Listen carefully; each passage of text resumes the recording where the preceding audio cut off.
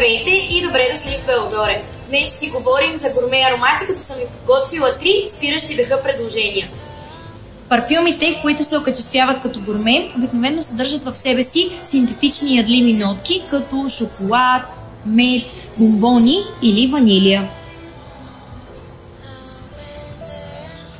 Няма да ви изненадам с първото ми предложение, а именно най-коледния аромат за всички времена – Италика.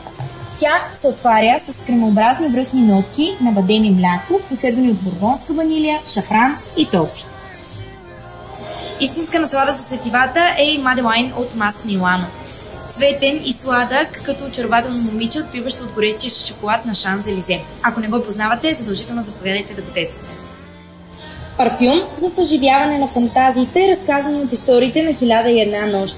Невс е неповторим по рода си аромат, съчетаващ в себе си мед, шафран, смокиня, индийско орехче, уиски, канела, кожа и ванилия.